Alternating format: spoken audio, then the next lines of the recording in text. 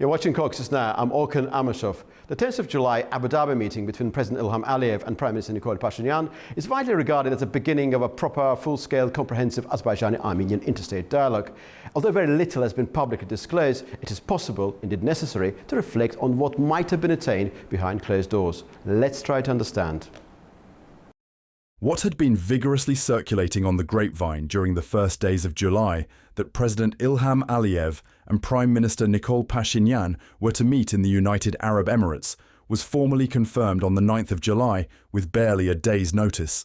The very fact of the meeting was significant in itself, not least because it marked the first time the two leaders convened in a fully fledged, comprehensive bilateral format, accompanied by their delegations, without the presence or mediation of any third party. The broader backdrop was equally telling.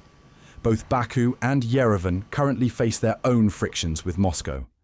Azerbaijani-Russian tensions have remained in a state of crisis following the 25th December Azal plane crash and, more recently, the Yekaterinburg raids, which triggered sharp legal and diplomatic responses from Baku.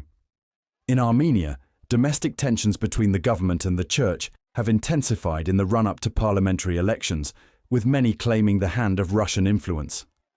As recently as this week, Samvel Karapetyan, a Russian-Armenian billionaire detained on charges of incitement to overthrow the government and known for his active support of the Armenian church against the Pashinyan administration, announced the creation of what he described as a fundamentally new political force.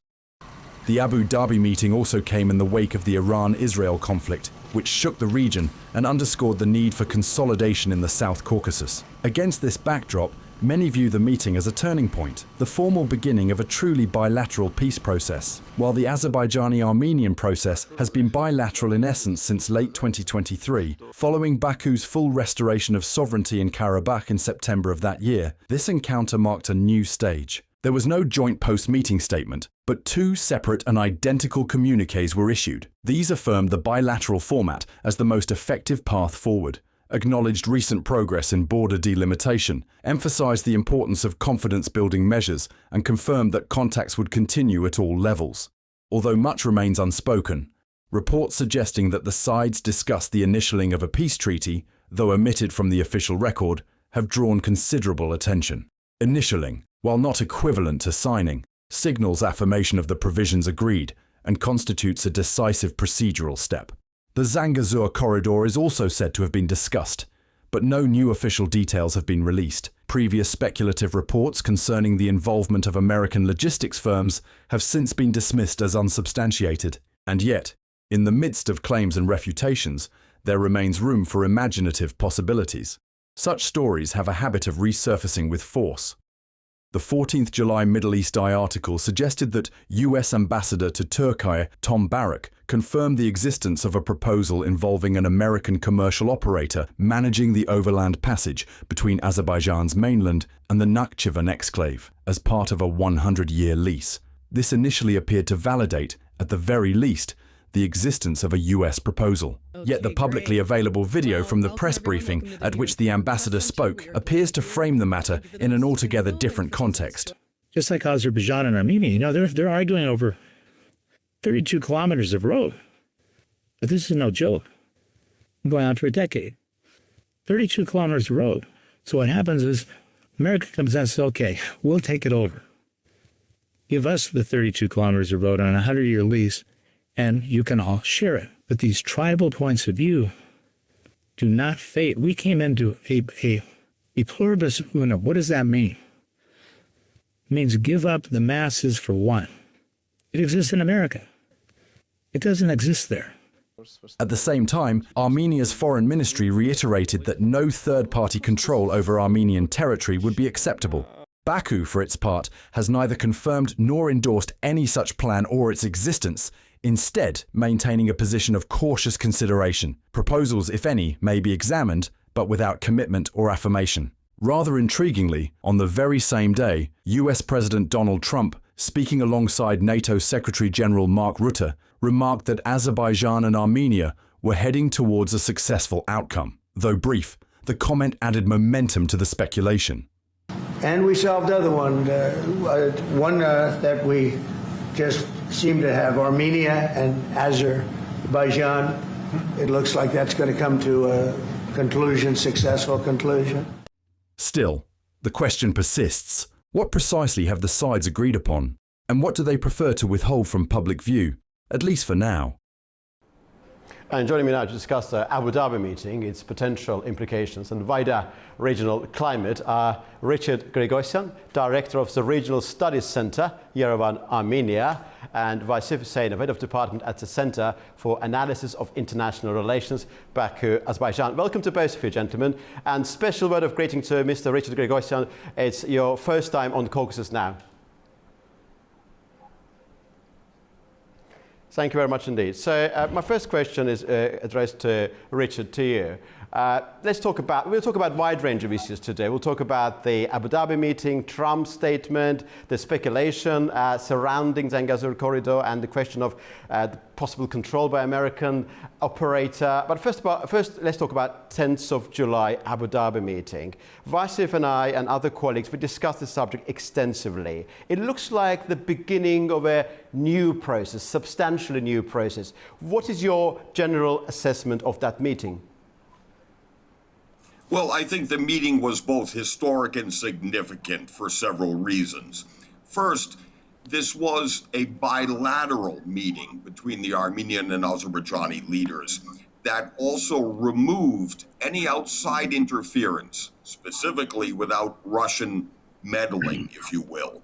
At the same time, this was a significant return to diplomacy, and this is a very welcome development after the recent closure of negotiations over a draft bilateral peace treaty. And the third reason it's especially strategic is we see a notable change in the discourse. The narrative is much less bellicose or aggressive, and this does usher in a new period of direct bilateral negotiations between both sides. Thank you, Richard. Vasif, let's hear your reflections. We discussed this subject quite extensively last time. Actually, on the day of the meeting, I vividly recall, and Richard has outlined the three fundamental attributes. And the first one was about the truly bilateral nature, about Russian meddling, as he said, being completely removed from the agenda and return to diplomacy, and also about the narrative, which seems to have changed, he said. What are your reflections?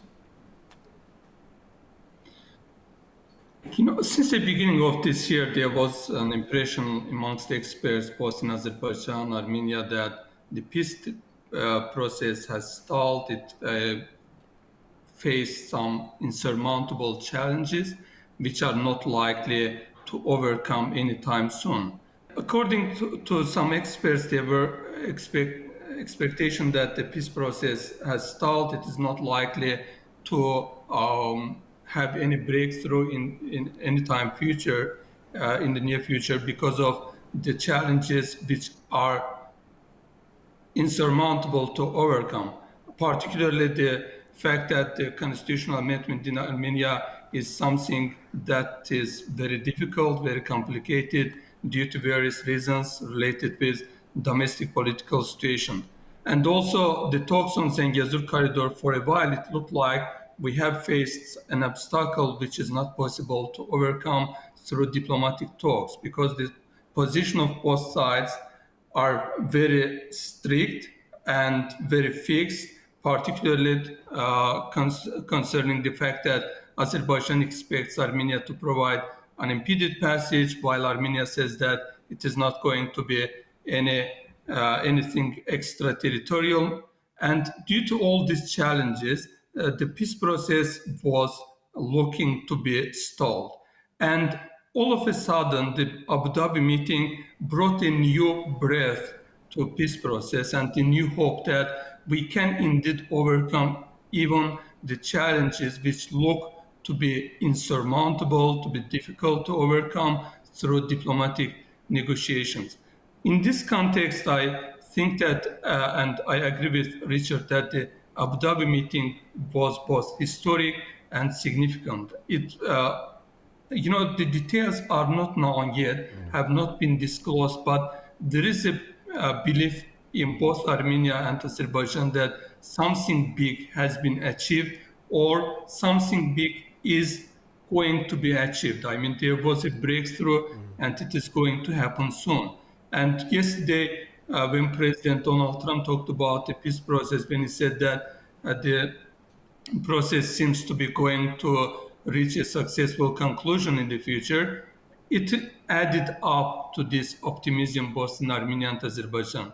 So due to all these factors, I believe that we have already overcome the previous deadlocked position in the Armenia-Azerbaijan peace process. And now more and more positive developments and breakthroughs are likely to happen.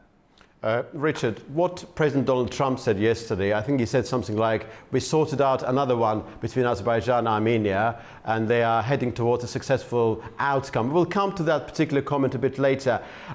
On the basis of the press statements issued by Azerbaijani and Armenian foreign ministries, it's very difficult to establish with any degree of certainty what was actually agreed upon, but those statements are usually infused with diplomatic jargon, and we were really not expecting anything substantial coming from there. But in reality, you think, what might have been agreed by now? Well, that's a very good question. And in fact, for many years, the lack of clarity, the lack of information has tended to promote dangerous disinformation.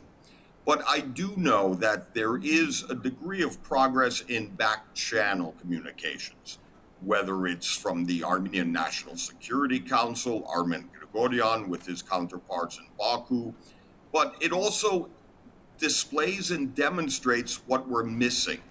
The lack of people-to-people contact is, unfortunately, an obstacle. The lack of diplomatic relations is not just a goal, but an imperative. If we look at Armenia-Turkey normalization, we see a similar process, but much more of disclosure and transparency. But I do think in order for the talks to succeed, while there is a need for confidentiality, there is also a need to prepare public opinion in advance and also to broaden the constituency for peace on both sides. But you do raise an interesting point without clear as of yet. Talking about the balance between confidentiality, which is important, and also being very transparent, making sure the public really, in both countries, understand what's happening. Do you think part of the reasoning why Azerbaijan and Armenia are not so willing to reveal as to what might have been agreed is down to their political sensibilities of geopolitical nature? I've effectively referred to Russia. They do not want to reveal too much in order to make sure that no other third party could actually interfere in a way that would militate against Azerbaijani-Armenian interests. Do you see it as part of the reasoning? I think that's definitely part of the reason, because what we see is over the past year and a half, the emphasis is on bilateral discussions, negotiations, whether it's border demarcation or connectivity, and much less looking to Brussels, Washington, and definitely less looking to Moscow. I think, yes, this is part of it. It's also the key to sustainability. We no longer need to rely on third-party mediators. But I do think Russia remains overwhelmed by its failed invasion of Ukraine, and a degree of Russian weakness only encourages Armenia and Azerbaijan to build post-war stability together. Indeed. Vasif, your reflection about the self-same subject, about this balance between confidentiality, which is very important, so we shouldn't reveal too much, we shouldn't sort of precipitate certain things, and second consideration and sensibility revolving around transparency. How do you see this balance between those two considerations? You know, confidentiality is important, particularly for domestic political reasons. If we see the ongoing developments in Armenia, some nationalistic forces, revanchist forces who are against the peace process, against any arrangement with Azerbaijan and Turkey, it's very important that to keep some critical issues confidential until everything is agreed upon. But in terms of the larger geopolitics, which you were talking about in your question, confidentiality is not an imperative, in the sense that geopolitics doesn't like surprises. So, and I'm sure that both Armenia and Azerbaijan are quite aware of the fact that we are located in a very sensitive geopolitical and geostrategic location. And here, all the surrounding great powers have their own concerns, interests. Against this background, while keeping the content of negotiations confidential is important for domestic political reasons, but it is not something that matters in larger geopolitics. I'm sure that both countries, both Armenia and Azerbaijan, have communicated with the surrounding great powers, with Russia, with Iran and others about the ongoing negotiations, the details, and I don't think that some big surprises are going to happen in terms of geopolitical configuration in the region for those people who are in politics, in the charge of these negotiations. And it is also something related with the recent reports about the Zengezur corridor, whether the United States is going to take over the Zengezur corridor for 100 years, or whether an American company is going to get involved. While we were discussing it with you, Orkhan, on the day of Abu Dhabi meeting, I clearly told you that I don't expect such an arrangement is going to happen, particularly due to geopolitical balance in the region would be very severely damaged and would create security risk for all the countries in the South Caucasus.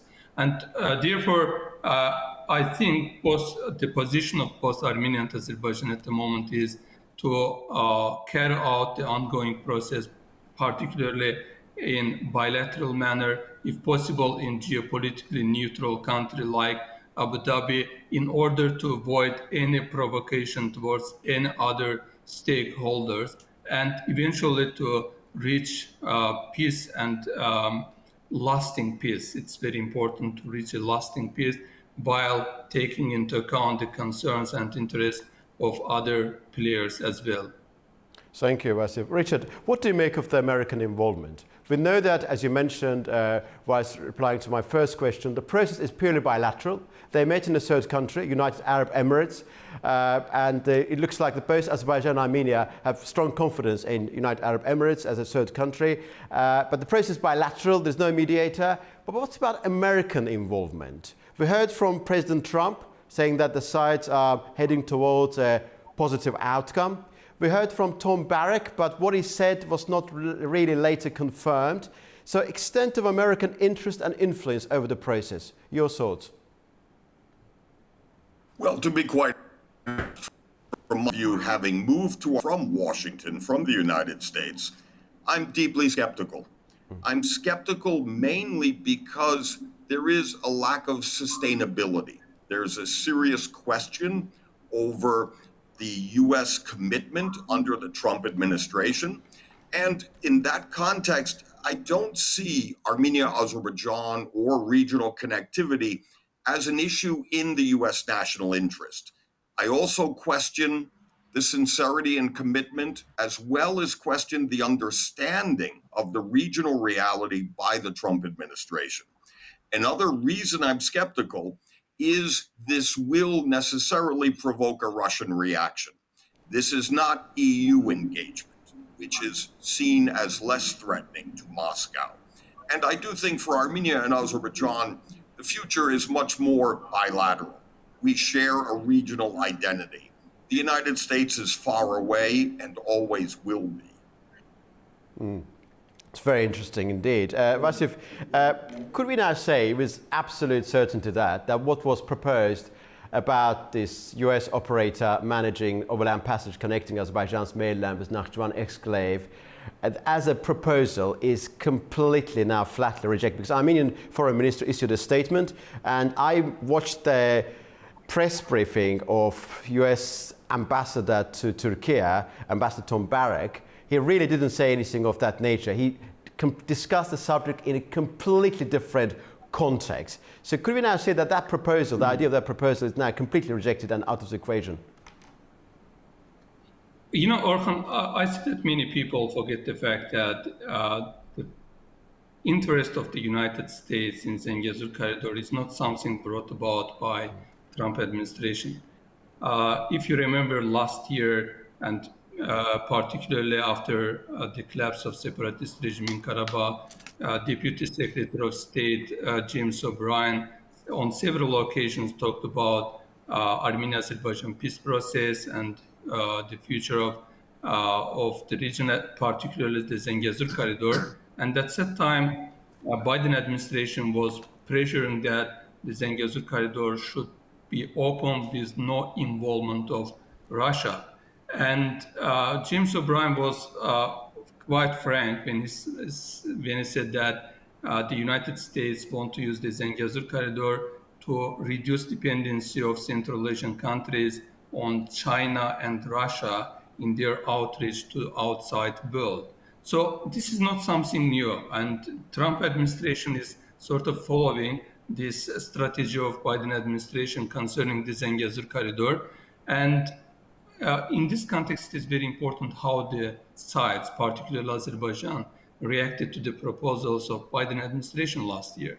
When James O'Brien talked about the Zengezur corridor and its potential use to reduce dependency of Central Asian countries on China and Russia, although not directly, but Azerbaijani officials, including President Ilham Aliyev, indirectly talked about this proposal and said that we don't want our peace process to be used for geopolitical games, which would be very much dangerous, counterproductive for both Armenia and Azerbaijan and for lasting peace in the South Caucasus. And while considering all these factors, I don't find it surprising that the Trump administration is following this strategy, is proposing new deals, arrangements in order to somehow sideline Russia from the Zengezur corridor project. But at the same time, I personally think that the position of the Azerbaijani government is going to be the same, more pragmatic. Azerbaijani leadership has proven to be reliable in foreign policy, geopolitical terms, and some sort of impulsive, surprising, or this sort of unpredictable moves from the Azerbaijani side are less likely to happen. And therefore, as I completely agree with Richard that the involvement of the United States in Zengezur corridor, even not the EU, the United States would be a very serious geopolitical provocation to other players in the South Caucasus, in the surrounding regions. Vasif, let me just put to you a follow-up question. What Baku wants unimpeded passage, connecting its mainland with Nakhchivan exclave.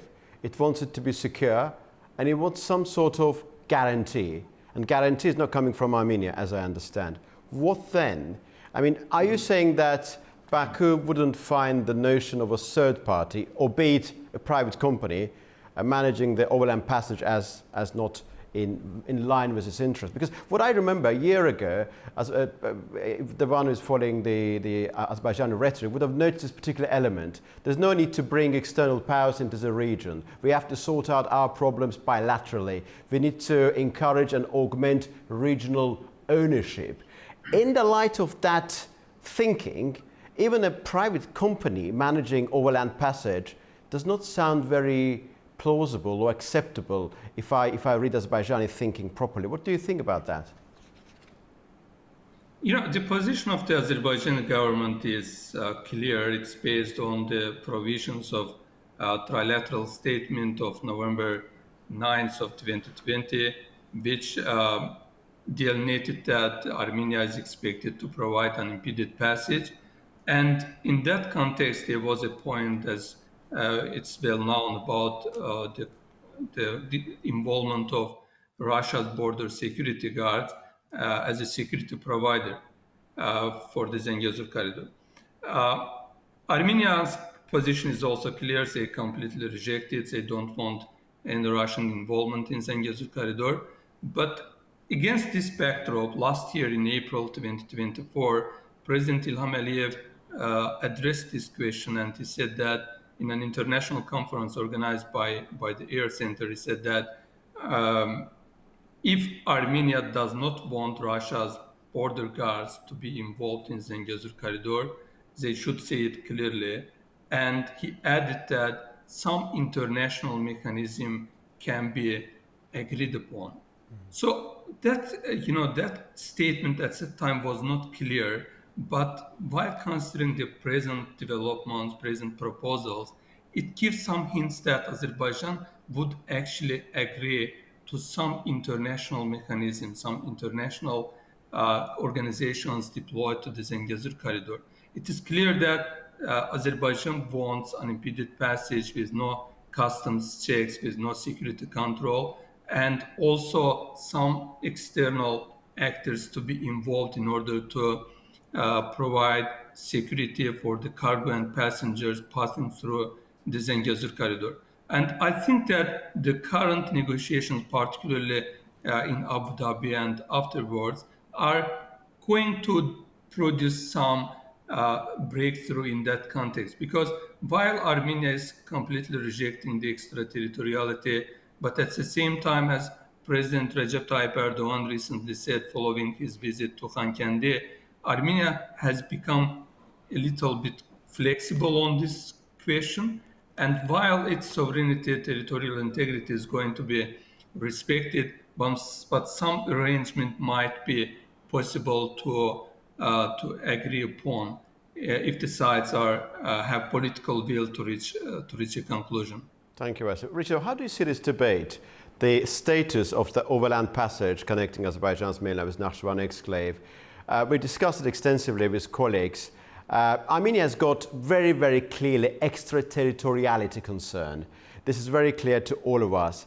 But Vasif mentioned that we have seen some elements of flexibility emanating from Yerevan as well. What is your reading of the situation? Well, this is probably the most relevant issue for two reasons. One is, unlike the peace treaty, and in contrast to border demarcation, the restoration of road and rail transit is the rare positive game changer. It's a win-win for both Armenia and Azerbaijan. For Armenia, it's overcoming isolation, becoming more of a transit state. For Azerbaijan, it's also expanding access to its exclave Nakhchivan. The second reason this is so important is economic interdependence is the most effective way to regain deterrence and to prevent any renewal of hostilities in the future.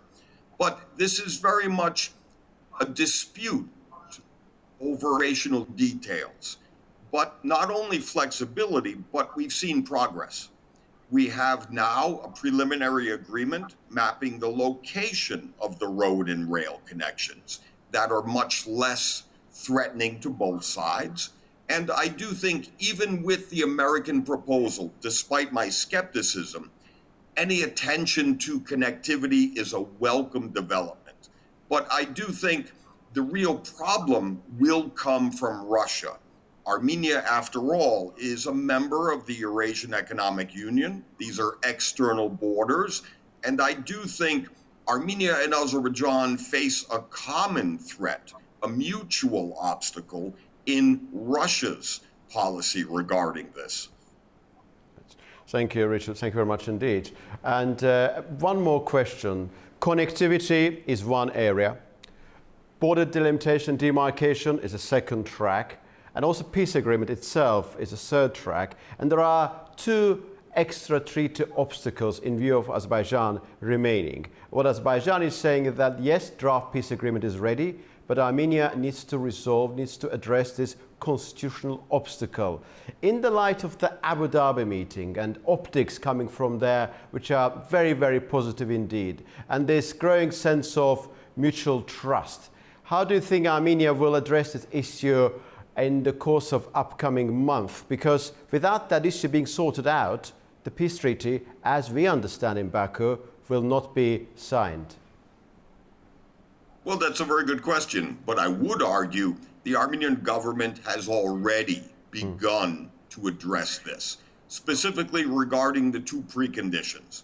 which are important as prerequisites not to the peace treaty, but to the signing of the peace treaty.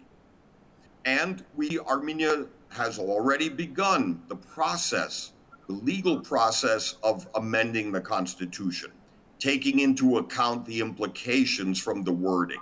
It's a longer process than Azerbaijan wants, perhaps, but it has started. Second, in terms of a notable precondition, the Armenian government has also made it clear the OSCE Minsk group, the mediating body over Nagorno-Karabakh, is much more seen as a footnote of history and much less relevant. I think the Armenian government has already accepted this, at least privately. So we should expect a degree of further progress and a degree of welcome flexibility from each side going forward. Thank you, Richard. Vasif, I would like you to reflect on what Richard said about those prerequisites to the signing of the peace treaty. He has mentioned about an element of progress. Do you think Baku will be satisfied with this degree of progress?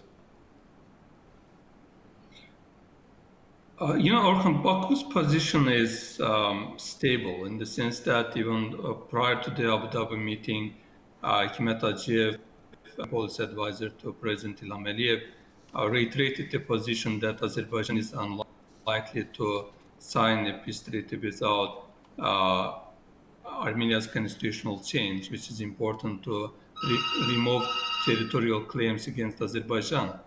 And at the same time, it's very important to consider the fact that, as Hikmet Aliyev said in his remarks about the present situation, Azerbaijan is satisfied with ongoing status quo in the sense that we have de facto peace between Armenia and Azerbaijan.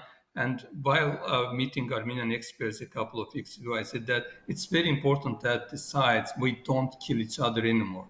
It is an enormous accomplishment for both countries, which have been in a very violent conflict until recently. So due to all these factors, the stability and de facto peace, and also it's very important to point out that Azerbaijan is also satisfied due to the fact that its territorial integrity has been restored. It has full control over its international recognized borders.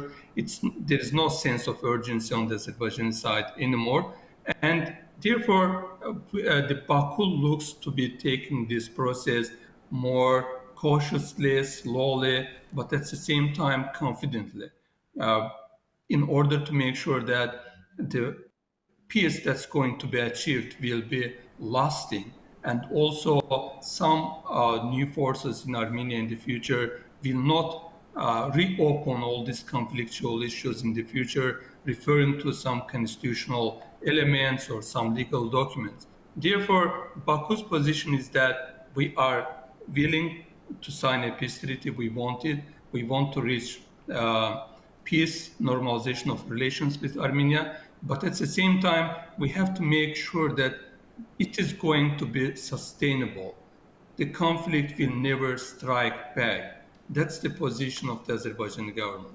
Thank you, Vasif. I think Richard also mentioned about sustainability in the context of both bilateral negotiation, also the extent of external engagement. But fundamentally, we're focusing on the Azerbaijani-Armenian peace process as a bilateral process driven by Yerevan and Baku, and the element of external influence seems to have been substantially curbed. But there is one more process, Richard, and you have been following this process very closely. I know that Turkish-Armenian process. And we regard, everybody, I think that those analysts who are following this development regard Azerbaijani-Armenian peace process and Turkish-Armenian normalization as intertwined. What sort of influence do you think Ankara is presently exercising on Baku regarding the intensification of Azerbaijani-Armenian peace process? Well, that's a good question, because if we look at the linkage between Armenia-Azerbaijan and Armenia-Turkey normalization, the Turkish government is both honest and candid in stating that it needs political cover to justify normalizing relations with Armenia. For the Erdogan government, this is perhaps the signing of a peace treaty or something more between Armenia and Azerbaijan. And I do think Turkey is rather frustrated at becoming excluded from the regional dynamic in terms of not being part of the discussions or negotiations. It sees reopening the border with Armenia as essential both to bolster the Kurdish initiative to economically stabilize the east of Turkey, but I also see Turkey's ambitions are more to push out and push back against Russia. And in this regard, we do see notable progress, not just the bilateral meeting between the Armenian and Turkish leaders, but more importantly, Turkey is encouraging both Armenia and Azerbaijan to seize the opportunity and not to lose this important moment of building post-war stability. For Turkey, however, it's also demonstrated recently a reopening of the border for 10 consecutive days to allow Armenia's shipment of humanitarian aid to Syria. This was a clear demonstration that the border is ready to be opened. But it is now a question of when, not if. And you mentioned about political cover. Should that be a peace deal between Azerbaijan and Armenia, or in fact the opening of what is called Zangezur corridor? What is the political cover? What should happen within the scope of Azerbaijani-Armenian dynamics for Turkish-Armenian normalization to reach its logical conclusion? Well, although that's a question more for the Turkish leadership, I would argue that Armenia-Turkey normalization is now in its second round. The first round was years ago with football diplomacy, the signing of protocols on normalization between Armenia and Turkey. That initial effort was totally undermined and opposed by the Azerbaijani leadership. And now the second time only demonstrates Turkey's necessity for Azerbaijan at least to allow normalization to proceed. And for political cover, what makes the most sense is the signing of a peace treaty, literally closing the chapter on the past decade of conflict. But again, this is a political calculation made in Ankara and Baku, not Yerevan. So, Vasif, I would like to hear your reflections about the connection between Azerbaijan-Armenian peace process and Turkish-Armenian normalization. Do you think that Baku and Ankara actually have formulated a common vision, or do you think that there are actually some frictions between the two capitals? The leaders of two countries, both Azerbaijan and Turkey, have several times clearly said that the two process, normalization of Turkey-Armenia relations and the peace process between Azerbaijan and Armenia are interlinked. And it's very important that President Recep Tayyip Erdogan has reiterated his position recently against the backdrop of developments concerning Turkey's relations with Europe and the United States. For a while, there was expectation among some Armenian experts that the EU and the United States will pressure Turkey to open its borders with Armenia, even without any progress in the Armenia-Azerbaijan peace process. But we have overcome that situation. It's now clear that Azerbaijan-Armenia peace process is an imperative if the sides want to make some progress also in the normalization of relations between Turkey and Armenia. And, Richard said the previous attempt at normalization of Turkish-Armenian relations were undermined by the Azerbaijani government. It is something we don't deny. The Azerbaijani government at the time clearly stated that Turkey is our brother country. We rely on Turkey's support. And it was very important that the previous attempt was stalled due to the fact that at that time Azerbaijan's territories were still under the occupation of the Armenian armed forces. But now we have overcome that situation. We have opened a new chapter in the region, in the regional geopolitics. And I believe that, and it's a quite honest belief on my side, that the recent Abu Dhabi meeting, the present positive mood in the official circles in both Armenia and Azerbaijan raised the hope that something big is going to happen in the near future, some breakthrough will happen, and most likely it's going to affect the situation between Turkey and Armenia as well. Thank you. Richard, we discussed the subject extensively with my colleagues, and there's one thing which seems to sort of dominate the landscape here. Although that meeting, 10th of July Abu Dhabi meeting, has not revealed anything particularly specific about the outcomes, but the feeling here is that we are in the presence of the breakthrough in the making, and at some point revelations will be made. And Azerbaijani view seems to be based on the idea that currently we have a status quo based on legitimacy and international law. We need to make sure that on the basis of what we have, we sign a proper peace deal. What is the danger of this process being derailed by virtue of external interference? Do you think that the understanding that Azerbaijan and Armenia has formulated, has shaped, has cultivated, is strong enough to make sure that whatever may come from any third country will be properly dealt with? Well, if we look at a risk assessment, we do see vulnerability.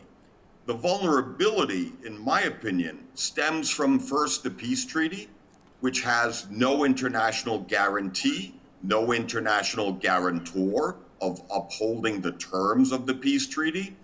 But secondly, we also see a degree of vulnerability because of the lack of trust and confidence between Armenia and Azerbaijan, opening the door to external interference.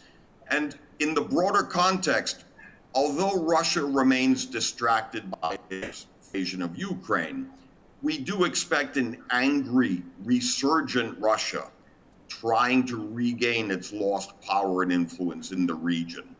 And unfortunately, we do expect a challenge from Moscow against the potential for building a new post-war reality. So yes, clearly there is a threat.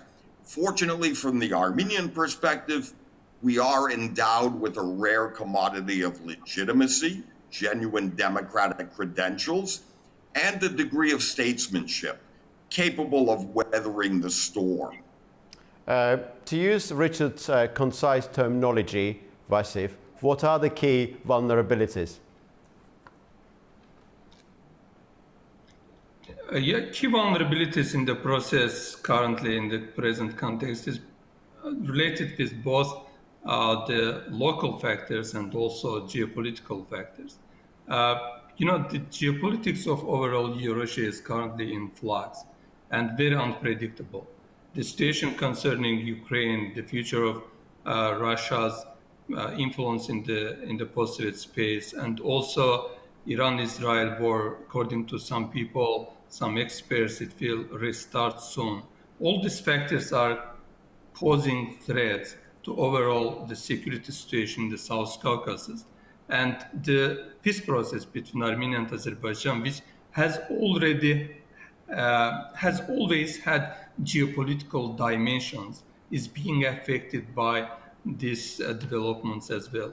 And also, in parallel, the situation, political situation in Armenia is also quite challenging, unpredictable. There are sizable forces who are against Pashinyan's, Prime Minister Pashinyan's foreign policy, his talks with Azerbaijan and Turkey, and we don't know what will happen next year after or prior to the parliamentary elections. And all these both local and larger geopolitical factors are creating vulnerabilities for the peace process as well. Well, thank you very much indeed to both of you. I'm so grateful for this very constructive, very enlightening conversation. Richard Giragosian, Director of the Regional Studies Center, Yerevan, Armenia, and Vasif Huseynov, Head of the Department at the Center for Analysis of International Relations. Thank you very much indeed, gentlemen. Thank you. Thank you. Thank you. Well, the 10th of July meeting between President Aliyev and Prime Minister Pashinyan in Abu Dhabi was undoubtedly very significant. It seems we may indeed be witnessing a breakthrough in the making, yet nothing is guaranteed. External interest is gathering pace as well, but the principal momentum remains bilateral. You've been watching Caucasus Now, and see you very soon indeed.